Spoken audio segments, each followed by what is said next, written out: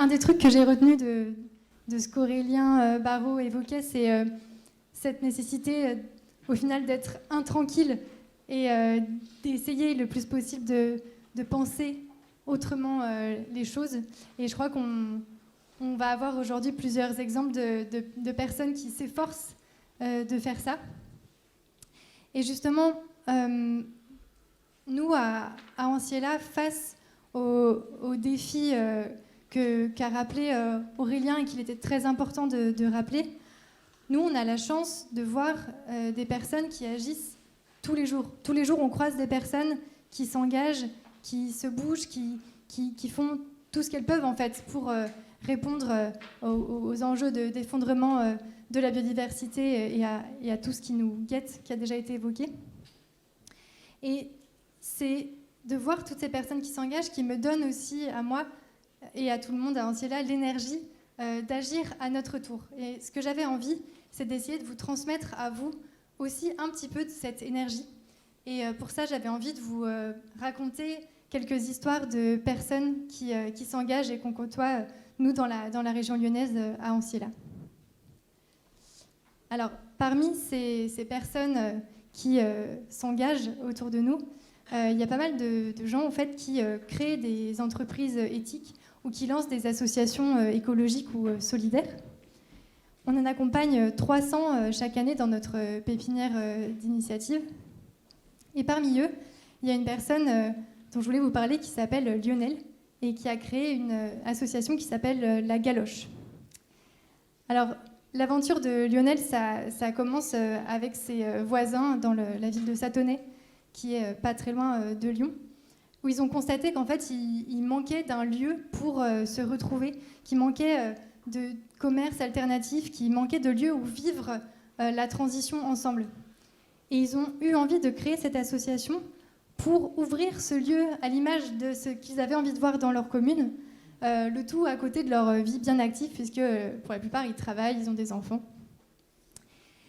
Et c'est une aventure qui a commencé il y a pas mal de temps. Ils ont mis longtemps à trouver un local, ils ont eu beaucoup de faux espoirs. Ça a été compliqué d'avancer dans cette aventure. Et finalement, là, ils ont eu une opportunité extraordinaire. Et plus de 3 ans après notre premier rendez-vous d'accompagnement ensemble, en septembre, ils vont ouvrir leur lieu, un espace de 200 mètres carrés avec une terrasse immense, avec un espace de coworking pour que personne ne soit tout seul dans son coin à travailler, avec une épicerie qui propose des produits locaux, avec un café associatif pour se rencontrer et créer du lien, avec un endroit pour mener plein d'événements pour la transition écologique. Bref, ils ont plus ou moins accompli leur rêve. En tout cas, je vous en dirai peut-être plus en septembre quand j'aurai vu le lieu, mais tout est prévu pour. Ce que je tire de cette aventure-là, c'est une sorte de leçon de persévérance, en fait. L'idée qu'ils ont réussi à tenir le coup et à arriver à ouvrir un lieu aussi grand 3 ans après. Et ça me rappelle aussi qu'un petit groupe de personnes, au final, peut changer la donne et peut changer le visage de sa commune. Donc ça me donne vraiment de l'espoir pour la suite. Cette histoire de persévérance, justement, ça me fait penser à quelqu'un d'autre dont j'avais envie de vous parler, qui s'appelle Joanne. Alors je crois qu'il y a quelques personnes dans la salle qui la connaissent. Joanne, à la base, c'est une architecte qui, en commençant sa carrière, a été juste sidérée par le nombre de déchets qui étaient produits dans les chantiers de construction. Pour resituer le BTP, en tout cas dans notre métropole de Lyon, c'est le premier émetteur de déchets. Il faut s'imaginer des bennes et des bennes de carrelage, de parquet, de peinture neuve qui sont juste jetées parce qu'en fait on avait prévu un peu trop pour ce chantier où il y a juste 1000 logements, donc un peu trop, ça fait vraiment beaucoup de carrelage. Et elle a donc décidé de créer ce qu'on appelle une ressourcerie BTP, c'est-à-dire un endroit où on peut récupérer tous ces matériaux qui allaient partir à la poubelle et les acheter pour les réutiliser dans plein d'autres chantiers à bas prix. Aujourd'hui, il y a 5 personnes qui travaillent à Mineka, qui est le nom de cette ressourcerie, et ils ont déjà sauvé 1500 tonnes de déchets d'ébène. Donc c'est juste énorme, je trouve. Et ce que ça m'inspire, en fait, cette histoire, c'est l'idée qu'à tout moment, une personne peut juste, en fait, dire stop. Essayer un peu de déchirer ce voile de médiocrité, je ne sais plus comment Aurélien dirait, j'aurais pas les mots aussi percutants qu'il a, mais c'est pour ça qu'il a été là. Et dire en fait, ça suffit, moi je ne vais pas suivre ce chemin tout tracé, je vais essayer autre chose, je vais essayer d'apporter quelque chose. Et dans le cas de Mineika, je trouve qu'elle a apporté quelque chose déjà d'assez lourd avec ses 1500 tonnes, et ça ne fait que commencer.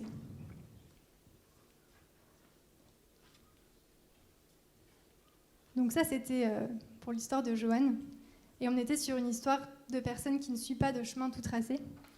Il y a une autre personne qui n'a pas suivi de chemin tout tracé non plus, et dont l'histoire me touche particulièrement, et j'avais aussi envie de la partager avec vous cet après-midi. C'est celle de Philippe. Donc Philippe, il vient d'un village de 500 habitants dans le Beaujolais. Et il se trouve qu'en fait, c'est le village qui est juste à côté de celui de mes parents, donc c'est là où j'ai grandi. Mais ça, je ne le savais pas au début en le rencontrant.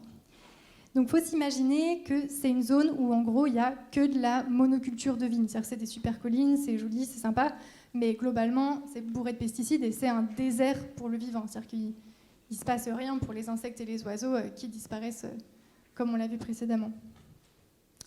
Et pour compléter ce portrait qui commence dans un cadre un peu particulier, Philippe, lui, il s'est retrouvé en fait à travailler dans un endroit spécial. Il est employé dans un laboratoire qui en fait fabrique des souris pour en faire des supports d'expérience pour des questions médicales ou scientifiques. Bref, sur le décor, on en est à peu près là.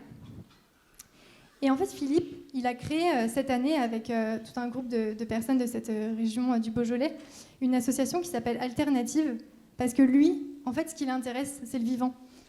C'est d'ailleurs possible qu'il ait accepté de travailler avec des souris, parce que peut-être qu'il se disait que c'était quand même des animaux, qu'il essayait de faire quelque chose de chouette avec. Hein. Je ne sais pas, on a commencé à en parler, mais ça n'a pas été très long. Bref, en tout cas, ce qui l'intéresse, c'est le vivant, c'est d'essayer de remettre réellement de la vie dans cette campagne qui est en train de mourir. Et donc, il a créé cette association qui propose de planter des forêts et des arbres et des arbustes sauvages dans le Beaujolais. Ils ont fait leur première AG il y a 3 mois, donc c'est très récent ce dont je vous parle. Mais ils ont déjà 50 adhérents, ils ont déjà 3 chantiers où ils vont pouvoir remettre de la nature et essayer de faire en sorte que ces espaces-là soient aussi un support pour la vie. Et c'est vraiment une histoire qui me porte, moi. Donc, même si ça ne fait que commencer pour eux, j'avais quand même envie d'en parler aujourd'hui pour montrer aussi que la transition, elle vient de là où on ne l'attend pas. En fait, elle peut venir de tous les profils. C'est aussi pour ça qu'on ne pratique pas de sélection dans notre accompagnement. N'importe qui vient et qui dit qu'il a l'intention d'agir pour la transition, on l'accompagne. Oui, ça fait 300 par an, oui, ça fait beaucoup, oui, on ne sait pas ce que ça va donner après, mais ce qui compte, c'est que la personne, elle ait envie, en fait. Et on voit qu'il y a une richesse à accompagner toutes ces personnes différentes, parce qu'il y a une richesse dans la diversité. Et je trouve qu'on voit aussi que la transition, elle vient là où on ne l'attend pas, parce qu'elle a lieu dans les villes, mais elle a aussi lieu dans les campagnes. Et oui, les campagnes, c'est ce lieu où se joue le drame silencieux de la disparition de la biodiversité, mais c'est aussi le lieu où, du coup, on peut encore agir pour se rapprocher du vivant et pour proposer des espaces où ils peuvent encore vivre, et que, bien sûr, ce soit bientôt toutes les campagnes qui soient à nouveau des espaces propices à la vie. Donc, je vous disais que la transition, elle se joue partout. Et elle se joue partout aussi parce que pour agir, on n'a pas besoin en fait, d'être Joanne ou Lionel. On n'a pas besoin de créer des entreprises, des organisations qui vont employer du monde, où on va mettre toute notre vie dedans. En fait, pour moi, la transition, elle se joue aussi dans les immeubles, dans les lieux de travail, dans les crèches de nos enfants, dans les clubs de sport qu'on fréquente, dans les chorales, j'en sais rien. Partout où on est, on peut amener la transition. Et il y a des centaines de personnes qui sont déjà les acteurs invisibles de ce changement-là. À Anciella, on accompagne des personnes justement à apporter la transition partout à travers une action qu'on appelle les ambassadeurs du changement. Il y a déjà 500 personnes qui sont engagées dans cette démarche. Et il y a 2 personnes dont j'avais envie de vous parler qui sont ambassadrices et qui nous montrent aussi ce qu'on peut faire dans ces différents endroits qu'on fréquente déjà. Donc, parmi les ambassadeurs, il y a Chiara, que j'ai rencontrée quand elle avait 15 ans.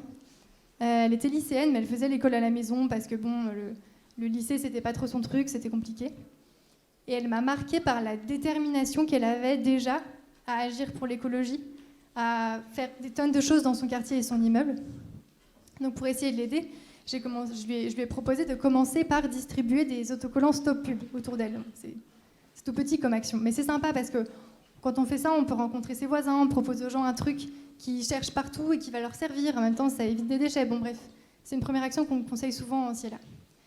Et en faisant ça, avec sa mère Katia, qui est elle aussi ambassadrice, elles ont commencé effectivement à parler avec leurs voisins et à échanger sur ce qui se passait dans leur immeuble et à déplorer en fait que la cour de l'immeuble, ce soit cette espèce de pelouse où juste il se passe rien, personne va, c'est moche, il n'y a pas d'insectes, il n'y a pas d'oiseaux, enfin ça sert à rien quoi. Et petit à petit, après les premiers confinements, ils ont créé un jardin partagé dans cet immeuble et ils ont commencé à le vivre ensemble, à offrir les tomates qui venaient de là aux voisins, à créer davantage de liens. Donc c'est vraiment un chemin que je trouve hyper intéressant des stop pubs au jardin partagé. Et ça ne s'est pas arrêté là parce qu'il y a quelques semaines, Chiara m'a recontactée parce qu'elle voulait cette fois aller beaucoup plus loin sur l'accueil de la nature dans son immeuble avec des gîtes à insectes, des haies, des prairies fleuries qu'elle voulait installer. Et je suis sûre qu'elle va aller beaucoup plus loin dans ses actions. En fait, là où je veux en venir, c'est qu'il faut des Chiara et des Katia dans tous les immeubles. Et c'est comme ça qu'on va y arriver aussi, je pense, parce que toutes ces petites actions ensemble, elles font une vraie marée qui va réellement changer les choses. Et il y a aussi un autre endroit où il y a de vrais leviers, pour moi, c'est nos lieux de travail. Alors on va en parler dans vraiment pas longtemps avec Anne et Armand, donc je ne vais pas m'étaler, mais il y a un exemple que je voulais vous donner qui est celui des actions de Clément, donc je voulais qu'on plonge dans ses engagements à lui, pour vous donner un peu une idée. Clément, lui, à la base, il est développeur web dans une entreprise où il y a 50 000 salariés. Donc, ça m'est jamais arrivé d'être dans une entreprise avec 50 000 salariés, mais je pense qu'on a un peu le sentiment d'être une goutte d'eau dans un océan. Mais lui, sa goutte d'eau, elle a commencé à grossir, à vraiment devenir un truc assez gros quand même. Il a commencé, parce qu'il s'intéressait effectivement à l'écologie, par des collectes de déchets, de téléphones, de lunettes, par des ramassages de déchets aussi qu'il a fait autour du lieu, par une journée sur la mobilité écologique, bref, par pas mal de choses. Il est devenu ambassadeur RSE, il est devenu ensuite référent sur le numérique responsable dans son entreprise. Il a formé 200 collègues sur qu'est-ce que c'est que tenter de faire du numérique sans avoir un impact trop négatif sur la nature et sur le climat. Il est allé assez loin comme ça et maintenant il veut aussi voir ce qui peut être fait dans sa commune puisqu'il habite dans une commune où il y a aussi d'autres ambassadeurs qui sont là et on les aide à se regrouper pour mener des actions et faire boule de neige là où ils habitent. Donc là, vous vous doutez que là où je veux en venir aussi, c'est qu'il faut des Cléments dans tous les lieux de travail et dans toutes les communes. En fait, ce que je me dis, c'est que c'est peut-être nous, les Chiara, les Clément, les Philippe de nos villes, de nos lieux de travail, de nos immeubles. Et c'est peut-être ça aussi qui va nous aider à accélérer ce mouvement radical qui est nécessaire et dont on parlait plus tôt.